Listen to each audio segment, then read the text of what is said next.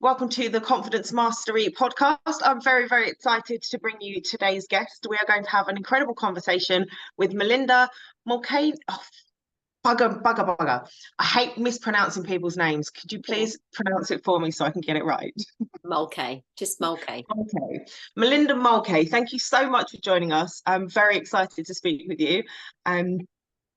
Would you let the listeners just know a little bit about yourself before we get going?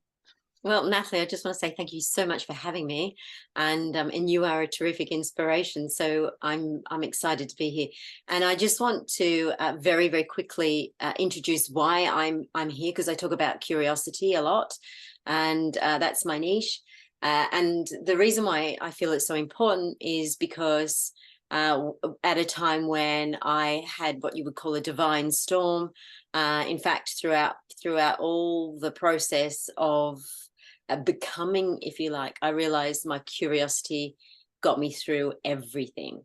So I then decided to study it. I looked into it and thought, wow, why aren't we seeing this? And I really want to introduce people to the concept of curiosity, and hopefully they can understand it a bit better. I'm very excited to dig into this with you because there's that saying, isn't there? Curiosity killed the cat. Whereas I find the complete opposite. And the more that you look into something and you are, stay curious, it's like learning. So what made you dig into it even more, to research it? Well, at a particular time when I was diagnosed with cancer, I realized that you can't be happy, you can't be grateful, but you can be curious. So that means that curiosity is not contingent upon anything. And it's probably the only mechanism that we have that is not contingent upon anything. And when I thought, wow, that's pretty amazing, why aren't we noticing this? And then I started to really look into it and realize that very few people study it. There's only a couple of people in the world that actually know anything about curiosity. And what's really interesting is that so far I've identified over 70 benefits. Now, to give you some perspective, according to Harvard Science, happiness only has 9 benefits. What? Exactly. And what's really, really interesting is that you cannot increase your intelligence without curiosity. And you cannot improve your emotional intelligence without curiosity, which means that curiosity is actually more important than emotional intelligence and intelligence combined, because it facilitates those. So it's just so impressive. It really is. That's made me curious. Yeah, I know. It is fascinating because you're absolutely right. If you're not interested in figuring something out, finding the solution to something, you're never going to. So you sit back and hold back, but it's the curious people that do the best things in the world, surely. Yeah, well, what I realized is that your number one success trait is curiosity. And when you start to look at it, when you start to see it, you realize that, for instance, when Forbes or maybe LinkedIn, they produce these lists of all the greatest traits that you should have in order for you to exceed in life as an entrepreneur or as someone who is, making big waves in any kind of industry. What's really, really interesting is at the basis of every single one of those, whether it's innovative thinking, creative thinking, whether it's analytical thinking, any of those requires curiosity. So it's always there. And what I realized, because I started to unpick all this, is that the reason why it's always there, it's because it's at the basis of how we think. It is in the process of thinking.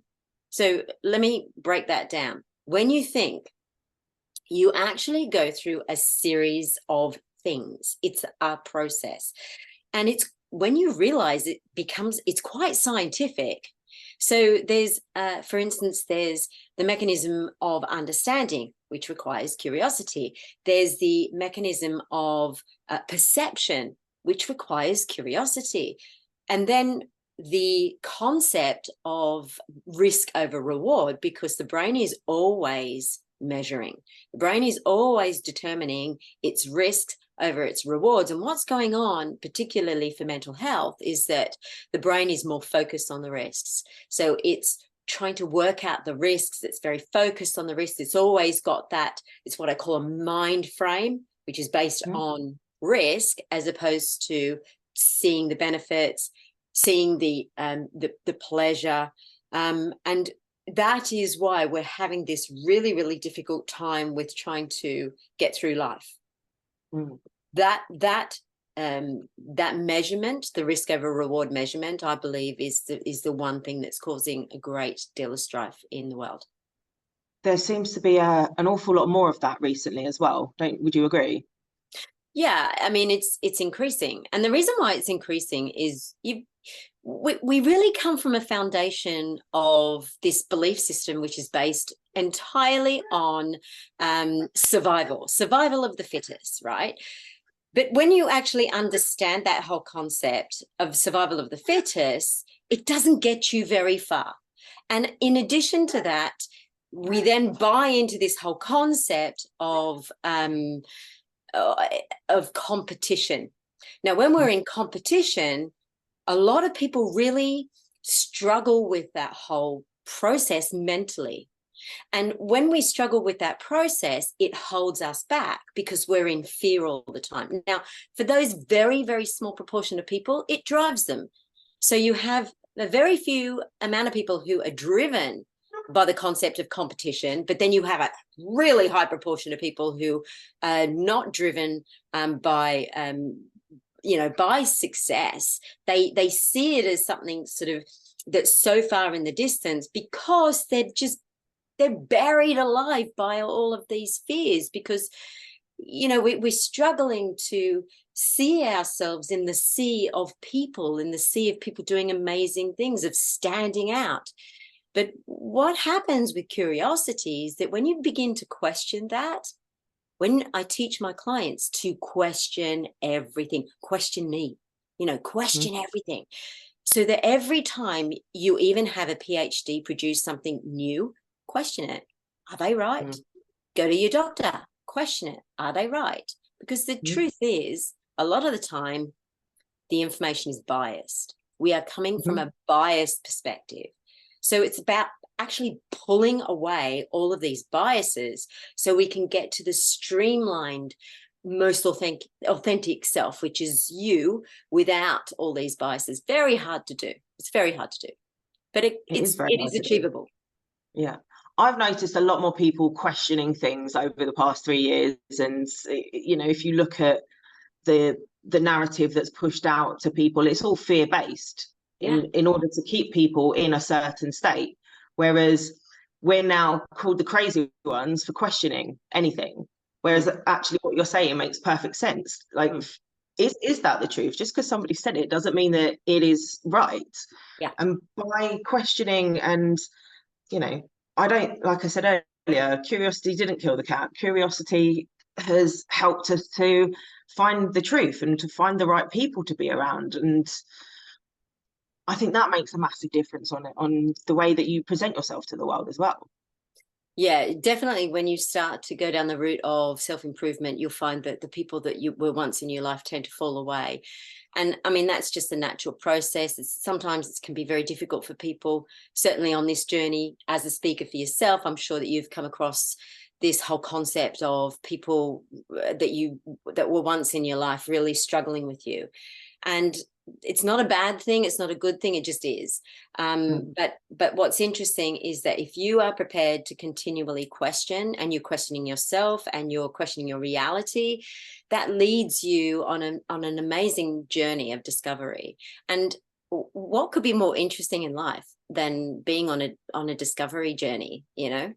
I always think, going back to when we were kids, that, when you're in that state of wonderment, And that's what I teach people, because it's so powerful.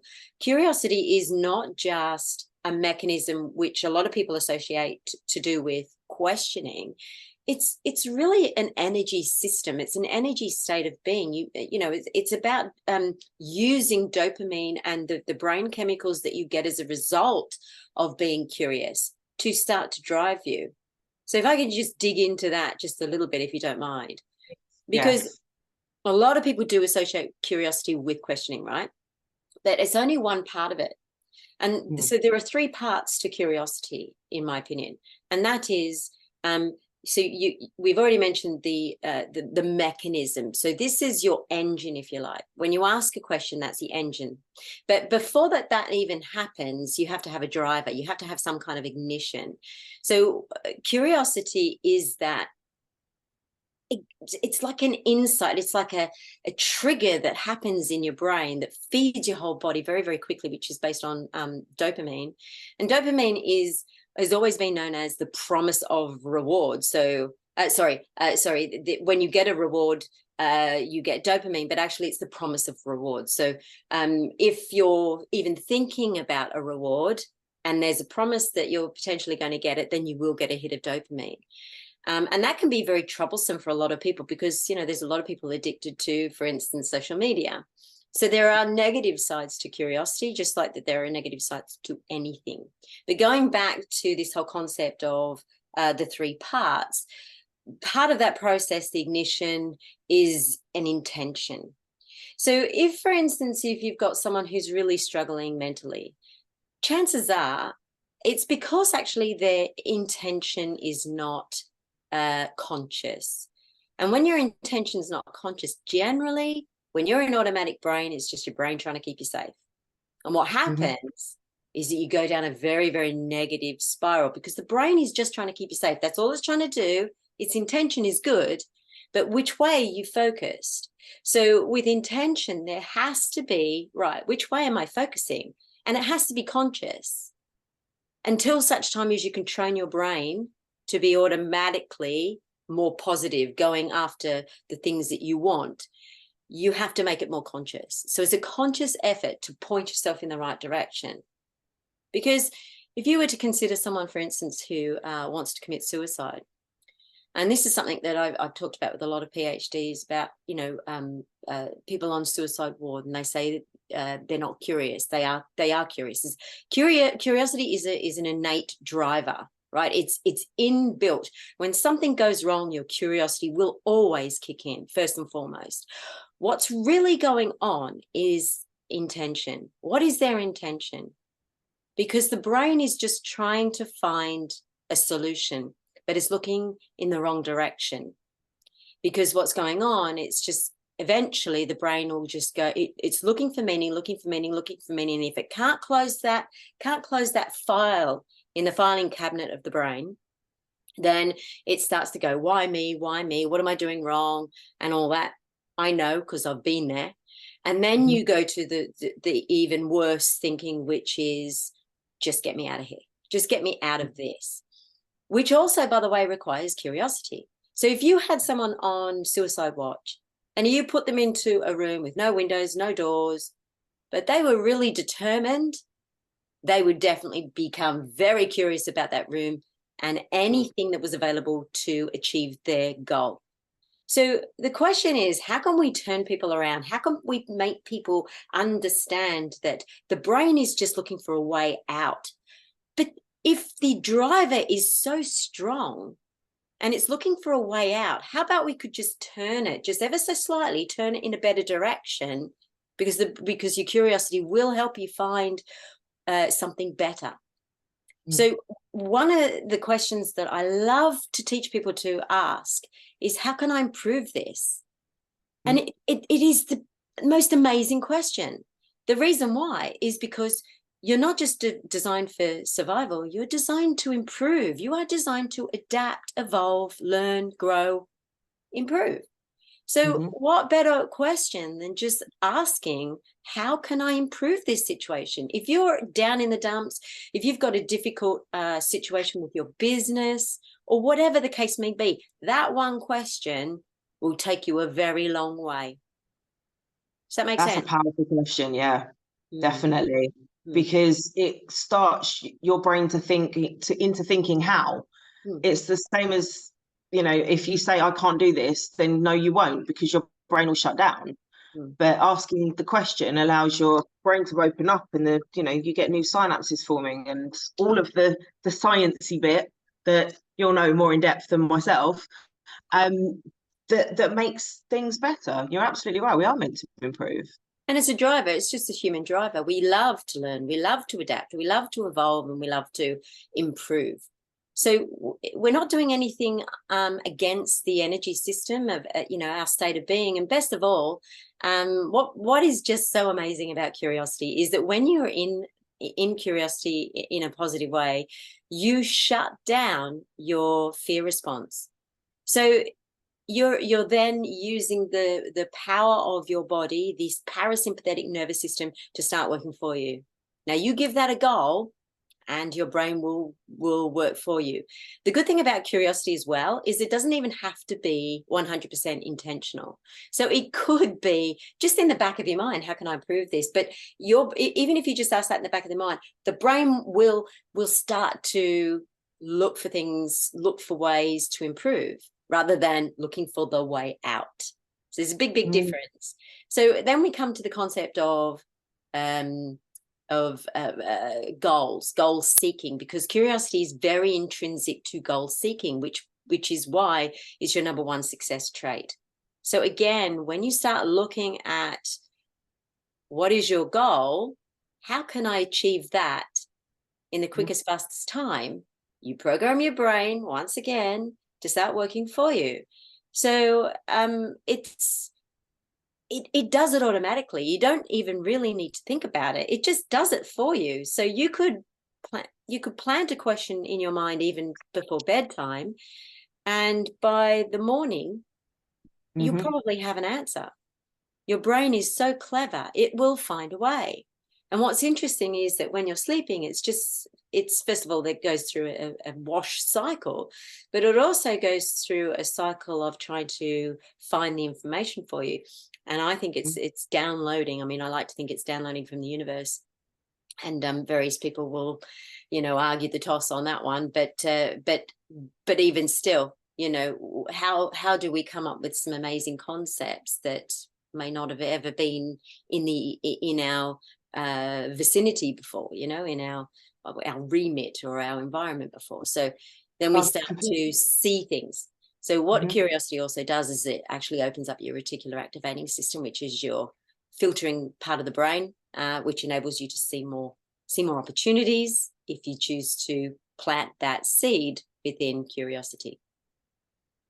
It's really powerful stuff. And I used to think the whole universe thing was absolute nonsense, woo-woo. And the more curious I got about it and started looking into things and noticing things, the more I realized that actually there is something to this. It's not just a think this, manifest it, and it will happen. You still need to take action. But I have some crazy stuff go on in my head when I sleep, when I'm dreaming. And I'm like thinking, this isn't all just me. There's demons trying to come in from somewhere. I don't know why yet, but it's opened the possibility of finding a solution, as opposed to I'm having trouble sleeping, so that just is what it is. Well, no, that isn't just what it is. And I do think, we're all connected, like throughout human history. We're all connected to the earth. We come from a person, we're connected to that person, and then we go into the earth and we eat, and it's all blows my mind a bit. It does it. I mean, when you go down that rabbit hole, which I've consciously gone down that rabbit hole for about the last 10 years, and I've experienced some really astonishing things, all through curiosity, really. What's been a big factor for you in something that you've come across, like something amazing that's happened because of this? Well, I mean, I can talk more logically, which is left brain thinking, but essentially to be able to switch off your anxiety, which was a big thing for me, because when I had my operation after the cancer, I went into menopause straight away, and it was horrific. I mean, I cannot even begin to tell you the evil that caused in my life. However, at that time, again, every time a situation came up, I go, okay, A, what's going on? And B, how can I improve this situation? And boom, every time I asked that question, something would come across my path. And it was usually science at the time, because I tend to look at a lot of science. And I found a way of just being able to switch off the mechanism for anxiety, because that was more, it was a neurological issue. There's definitely an imbalance. But from a more sort of esoteric perspective, I have significantly increased my intuition, and I've had some really incredible experiences.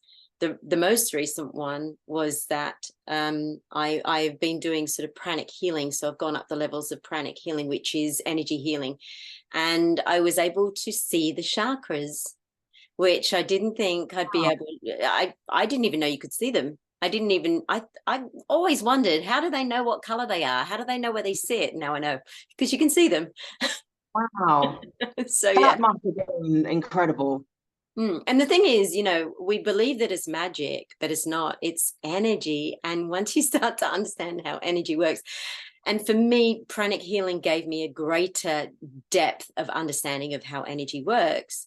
And, it makes me despair at the whole industry of the medical industry, because I can see how this could significantly change the world. And in fact, the master, who's based in London, a guy called Les Flintcroft, he's about to publish 100 different cases of cases that could not be solved medically with King's College in London. So he's now starting to get the medical industry really taking note and seeing the benefits of this energetic healing.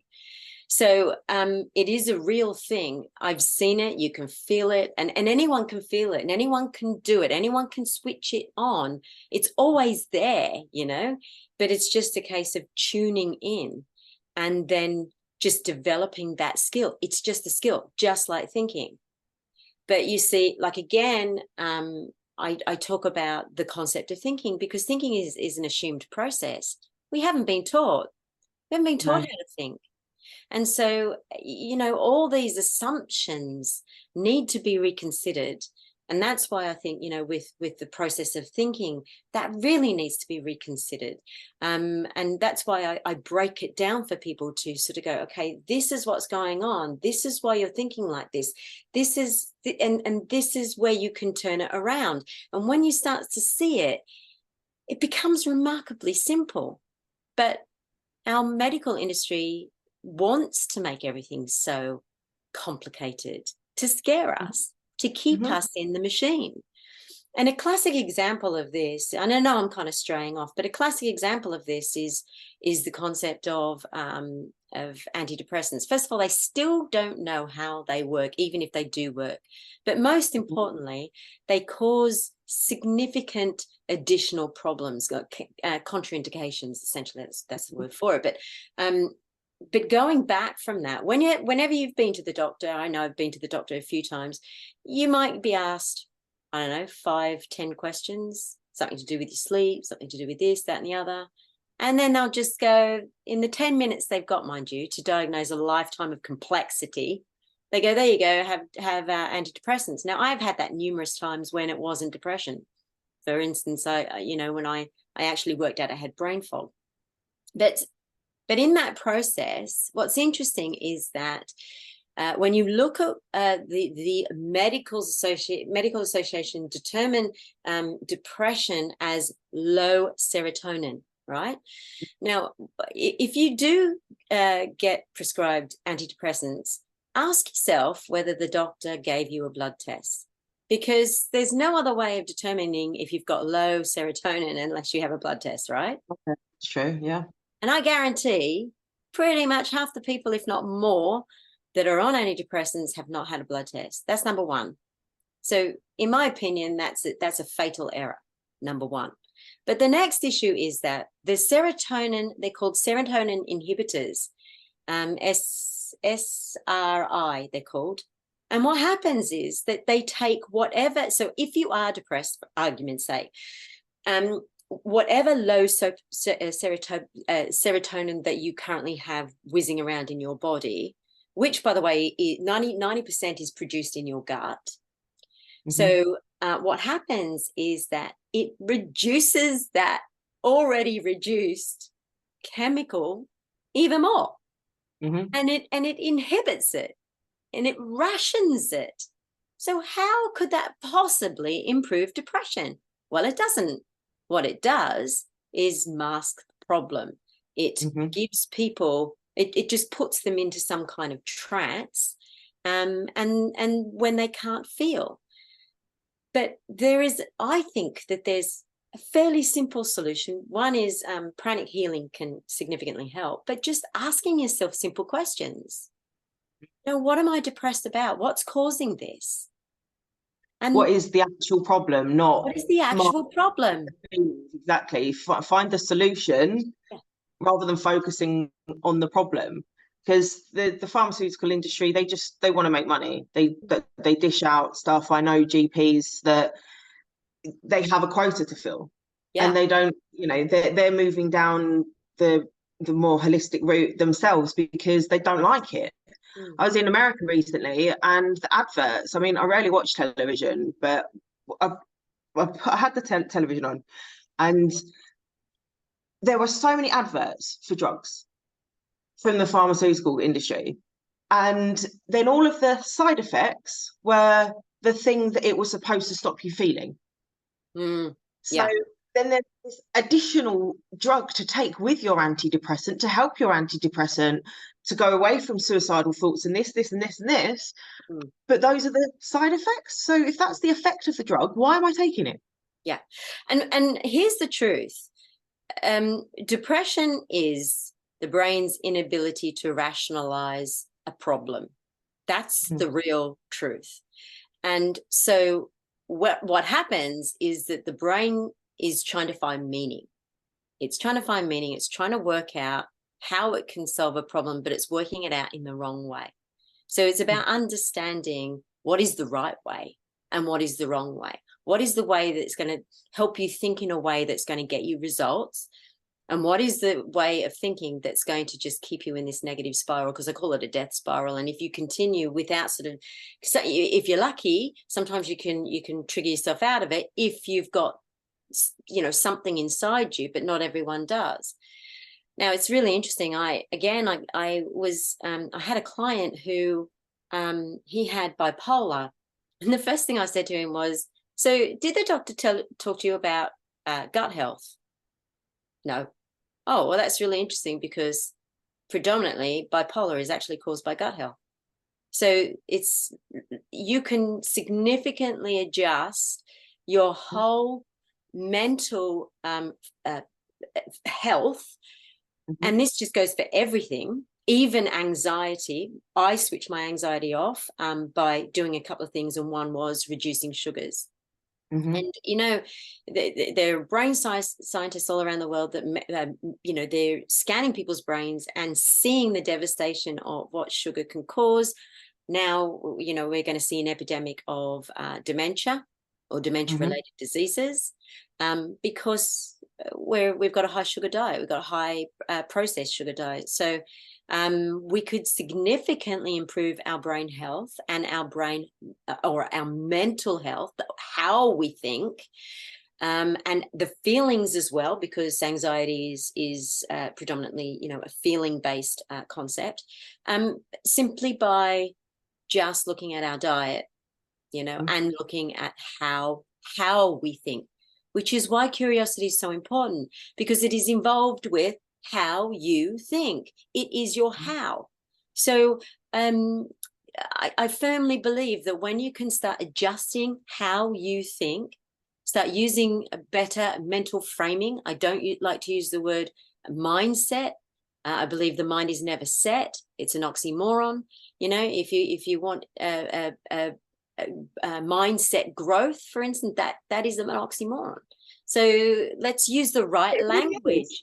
Let's trigger the brain in a way that can start working for you. Let's start teaching the brain, or start teaching people how to talk to ourselves in a way that creates, you know, better for ourselves, improvement.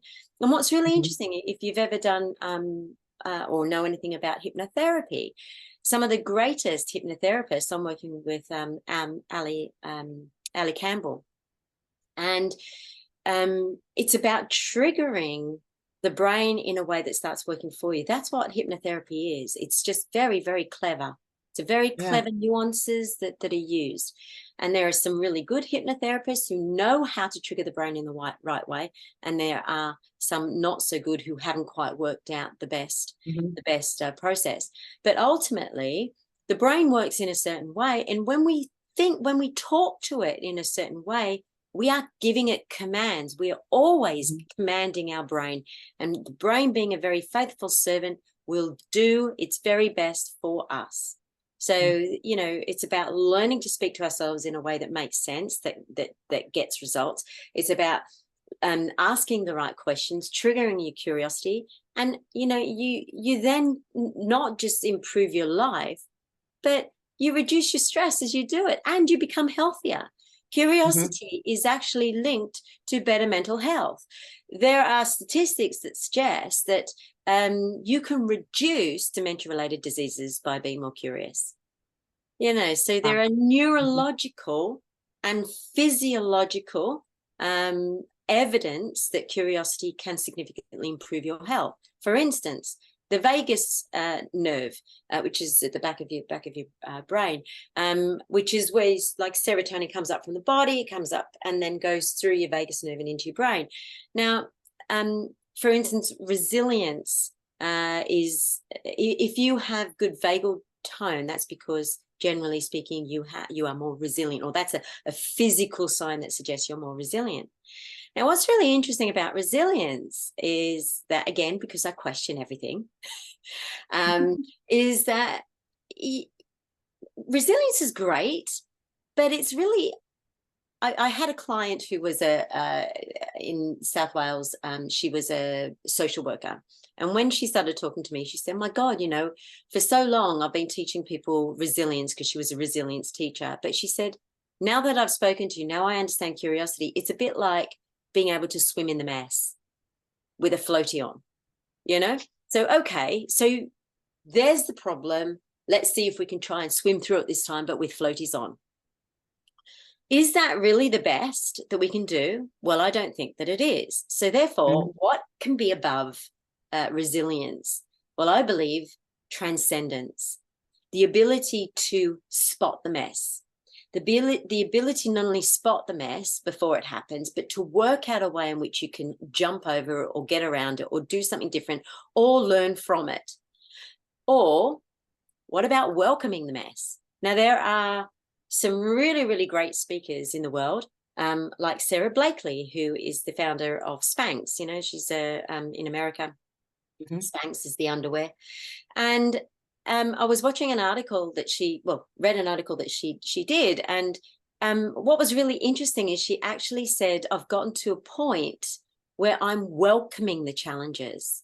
And that kind of got me thinking, wow, how do we get to that state of being? And I realized it was because you go beyond resilience. So you've built resilience, but and resilience is a byproduct of curiosity, by the way.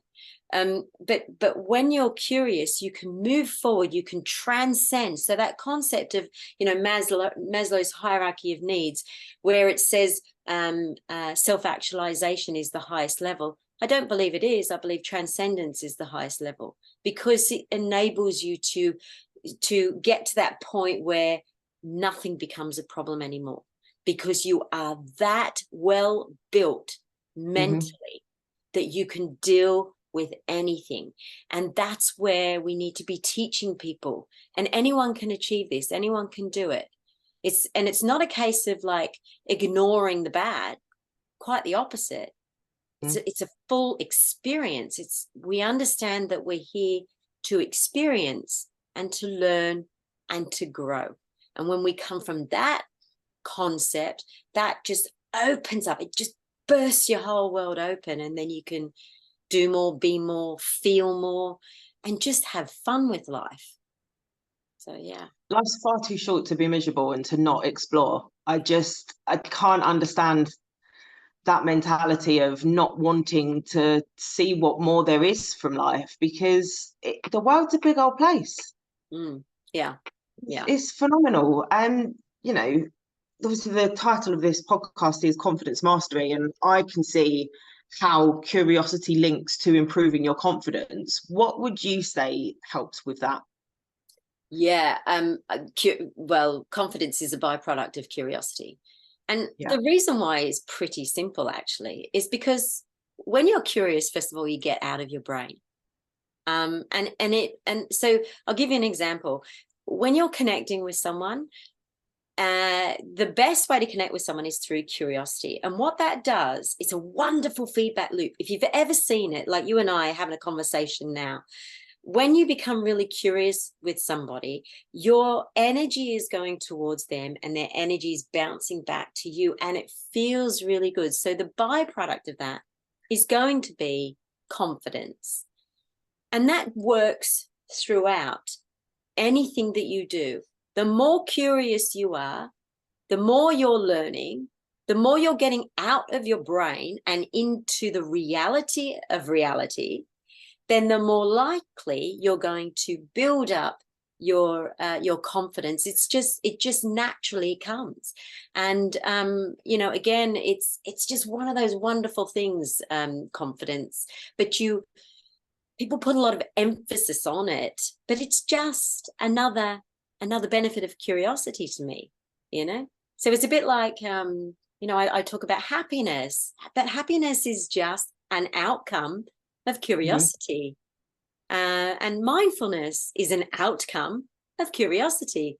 So it's really not putting so much emphasis on, and this is what I think is going on, is that we're putting so much emphasis on the end result.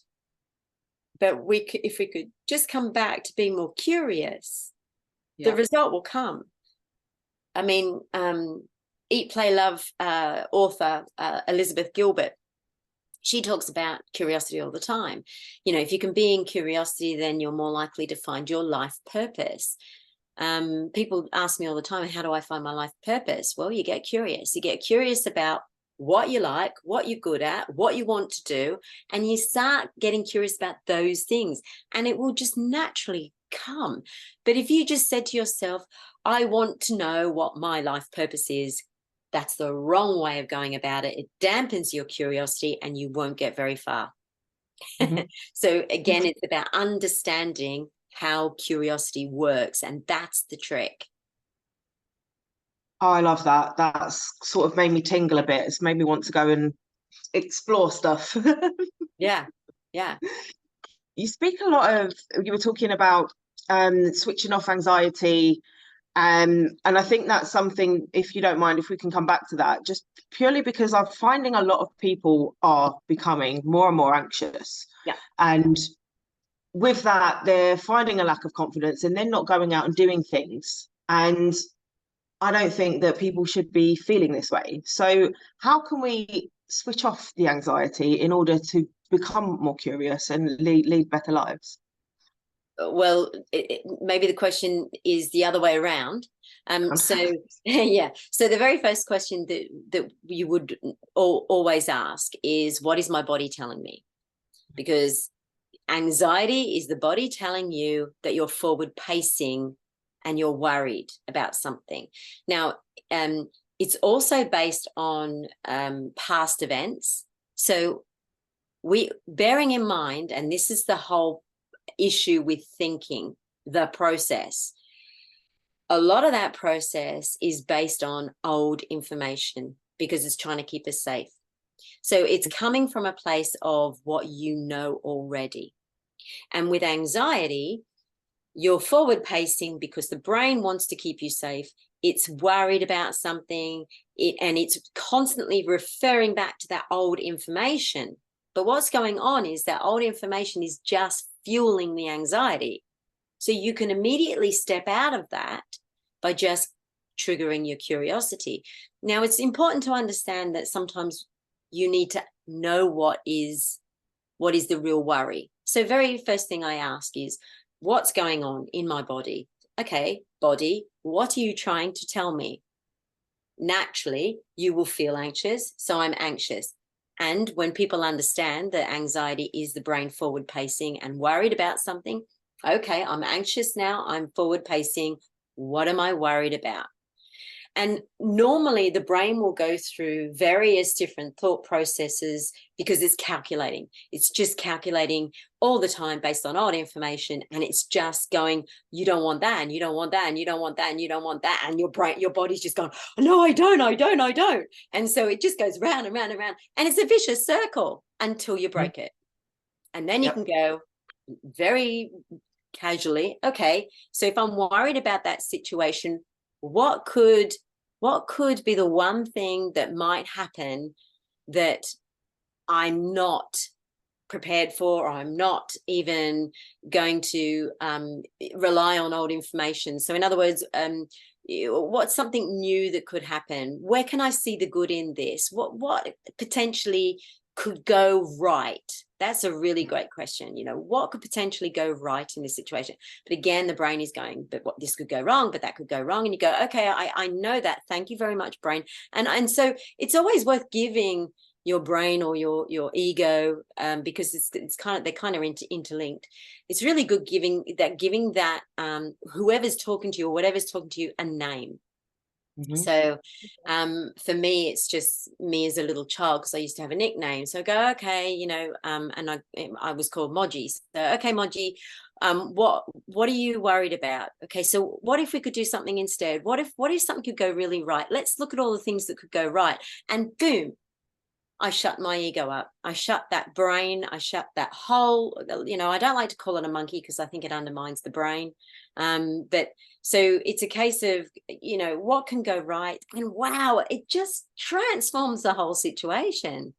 But the other issue is that always with anxiety or any mental health issues, check what you're eating and reduce your sugars, reduce your alcohol, reduce your coffee. That's another thing.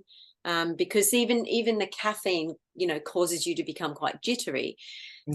There's nothing wrong with transferring over to decaf, for instance. So if I have, you tend to have these bouts of anxiety where things just sort of get bigger, go off completely, and just have decaf. So it's just little things like that, but they make such a big difference, such a massive difference. I know a lady that she cured her body of MS through her diet.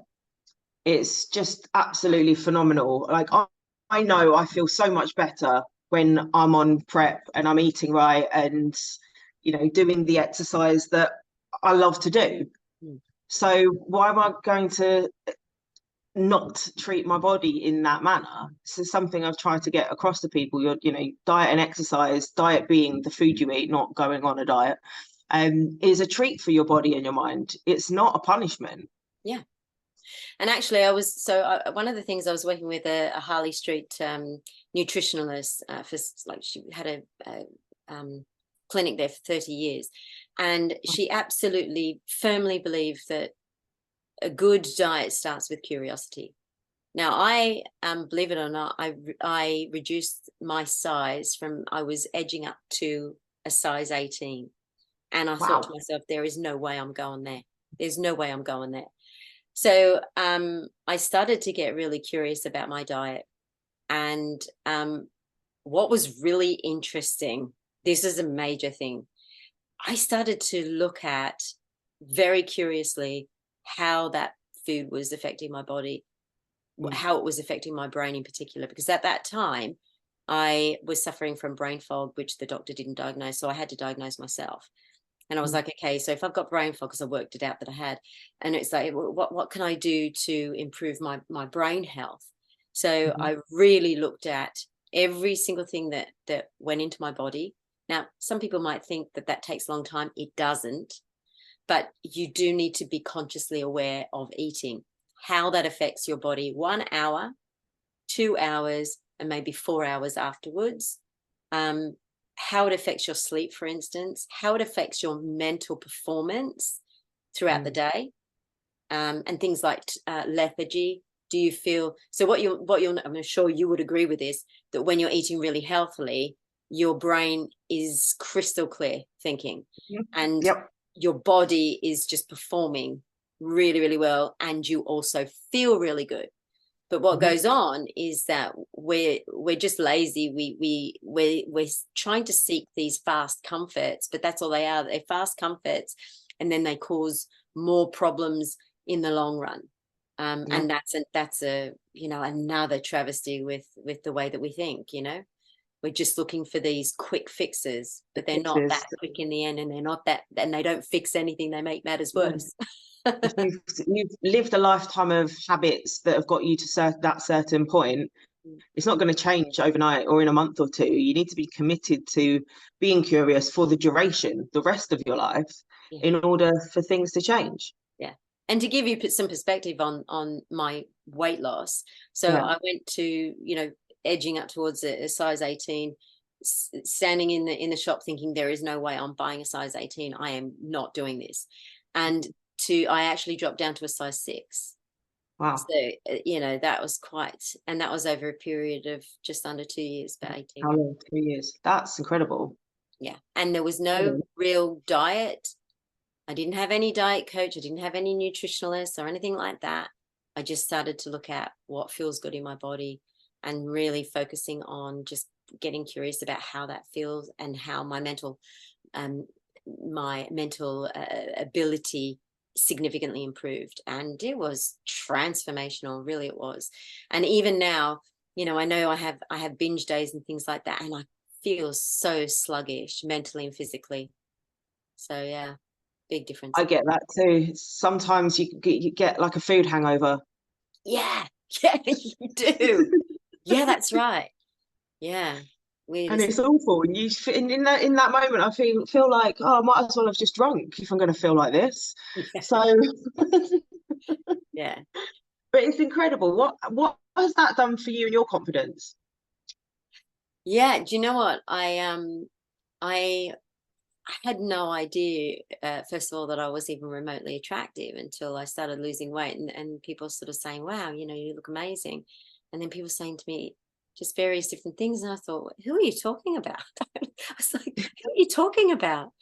Honestly, because I did not identify at all as being remotely attractive. So that was a really weird thing for me. Wow. Really weird. I really, I even struggled to, to this point. But then I guess I've never really been focused on the physical of me. I've always been focused on just working. I had a good work ethic and the mental side, and always looking after my kids. But yeah, something all of a sudden just changed. I was like, wow. You really started to see yourself. Yeah, where have I been all these years? And I'll say this, what's interesting, particularly about being, I'm in various different groups, but listening to a lot of women speak who have had children, for instance, there is definitely there comes a point of time where it's like a disassociation of who you really are. And so you compartmentalize for each individual. So I'll give you an example. You compartmentalize who you are depending on who you're talking to. So if it's your boss, or if it's your partner, or if it's your child, or if it's your friend. And what I noticed throughout this process is that none of them met at all. So it was a case of having to go, what's going on here? And realizing just how switched off I was in terms of just the world, just myself and the world and my kids and everything. So it was a case of trying to work out what's really going on here. And I speak to a lot of women, they all say the same thing. because we're I so get that. focused, Yeah, on various so things. focus on other things that you don't focus on yourself. And you know, you aren't just mum, you're Melinda. Yeah, yeah. So self-love was a strange concept initially. Very odd. It was, what do you mean I gotta love myself? What is that about? Because it just did not come Yeah. naturally. No, So I used to think exactly the same. And when I started to put myself first, and rather than being this person to all of the other people, it's like, hang on a minute. And then my relationships improved yeah, because yeah, I understood me more, my behaviors and why I was doing things. And like everything just becomes better when you look internally and you know, start to love yourself and have the confidence to stand up and say, I am this strong person who is capable of whatever. yeah, yeah, yeah. And I just think that it's a becoming. But it doesn't have to be. It doesn't have to be becoming. It doesn't have to be that we find out at the age of 40 something. It could be, why can't we teach our kids this much younger? Mm. You know? So it's I a think a very lot of unusual. people So have many gone. people go through it, and they go through it's so much pain in the world. I don't think it needs to be this way. And I think that if we Mm. could just have this different approach to how we think, how we feel at a very, very early stage, Mm. then I really don't think we will have these problems in the world. But you know, it's the machine is driving it, Mm. and ease is driving it. Ease and the machine. Well, that's what worries me about AI, to be honest. But that's a whole other conversation. Yeah, I mean, just touching on AI. You know, look, there is a time and place for everything, but there's got to be an understanding of what AI potentially will do to the brain.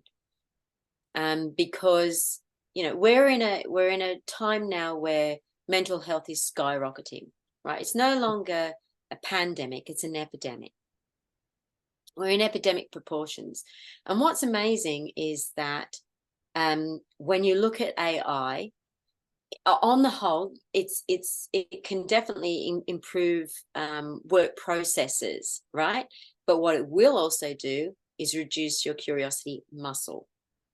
And therefore, when you're reducing your curiosity muscle, it also means that you potentially will be, you know, getting these dementia-related diseases much later on in life, which Mm. is scary. Now, Yeah. they're already on the increase. So the moment that you're doing things automatically and you're not thinking in a way that is beneficial to your brain neurologically, Mm-hmm. then you're going to suffer. So whilst they don't have a problem with it, I think that needs to be highlighted to people, that you can't just continually rely on something. What you've also got to bear in mind with AI, I like to think of it a bit like you know, it's like you're blowing all the information into a balloon, right? And if you were to hold that balloon, it's a library of information, of current information of what we've got available. But what's on the outside? The outside Mm. is everything else. And so I don't use AI unless it's kind of, I'll ask it maybe to, could you just tweak it a little bit, make it a little bit better? But when I'm writing something, I don't use AI because I want to come from a place of originality, of original thinking, of being able to provide decent content. Because otherwise it's just, you know, there is a question now of what is content? Is content or information even valid or important Mm-hmm. or valuable anymore? So it's a very fine line, and I think that the world needs to be aware that it's just a library, and it's not going to give you anything new. Mm. And I think that that's what people think it's going to do. It's going to give them something new, and to a degree, yes, it will, in terms of when you like software. I know that software can be created using AI, but again, it's only using the information of what it currently knows. Yeah. But I think one of the key things that will fight AI is curiosity. It's probably that and love, I think, is probably the only two things that can significantly improve the fight against AI, or Mm. at least for us to be able to stay that much further ahead. Yeah, I said that before. It's like the dumbing down of humans, because they won't use their own brains to think anymore. So yeah, that's what I'm concerned about. Kind yeah. of conversations that we're having, like, is am I talking to a real person or not? And maybe that will just force us back into the real world and be meeting up with people in person more, so we know it's actually. I doubt it. I just think that we're just so driven by nonsense, and it's I mean, I know myself as a speaker and what I'm trying to achieve, it's really hard to even get my concepts across to people, and yet I do feel that I've got something to share, something really individual and new, and that's a struggle, because there's so many voices in the world, and yet what's really interesting is that we're seeing the youngsters using different ways in which they're getting seen and heard and making lots of money. And that's terrific too, because they don't have that fear. But I'm sure you'd appreciate, what it's like going out and speaking, particularly for women. It's almost sure death, so yeah, so that I love is, it. I do love it though. After that initial, I mean, I get nervous before everyone, and that's sure, because I care. yeah, And I think that's a good thing to have. It's just this demonstration of, wanting the audience to get something out of it. But then once, like, you're there and you're interacting and you can see people smiling and nodding and getting something from it, I just absolutely love it. Being able to, it's like this podcast and the amazing conversations I get to have and help you get your voice around the world as well. So, yeah. thank you very much for sharing all that you have. And I know that the listeners are going to be thinking, where can I find Melinda? Just go on to curiousyou.com. CuriousYou.com. Are you on socials? Will we find you? Melinda Mulcahy Yes. on socials, on Instagram, and Yeah. doing TikTok. So I'm doing videos on TikTok. So my kids are just like, "Oh, mom." But anyway, no. Amazing. Are you enjoying the TikTok journey? It's not a hint. I find it very scary that, particularly, it opens you up to strange people sending you strange hellos and things like that. And I just, I think that it needs to be policed, and it's the same for Instagram. I mean, how many Elon Musks there are following me? It's hilarious, I only wish that they had something that could really get rid of all that, because it just ruins the whole experience, if I'm honest. It does. And the things that people think is okay to send is totally unacceptable. Yes. Yeah. I've had some Particularly recently. men. Yeah, like, don't send me that, mate. Go away. Just, you're not my mate. You're not anything. No. I don't know how they have the confidence to do it. Well, yeah. That's a whole nother question. It really is. So if you could leave people with one top tip to be more confident, what would it be? Ooh, top tip to be confident: just be curious, just particularly if you're going to be meeting people, just rather than think about you, think about them. And that will just make such a big difference with your connection. You'll be so much more engaged if you just focus and you're just curious about them. And I find that is a massive thing that's missing in connections, relationships, and what have you. So yeah, just focus on them, not on you. I love that. Thank you very much. And on that note, to everybody listening, please, if you've enjoyed this, share this with your friends, family, loved ones, colleagues, and even the people that you don't like, because they probably need some more curiosity in their life too. So thank you very much for listening. Thank you very much for joining us, Melinda. I've thoroughly enjoyed this conversation. I hope you did too. I did. You're good. No, I did. No, I did. I missed the cue then. I was so intent, and I was listening to you. I was like, "Oh, what's she going to say?" I was really curious, and then I just completely missed the cue. Amazing. Well, on that funny note, thank you very much for being here, and we will see you on the next episode. Thank you. Bye. That was hilarious. Sorry about that.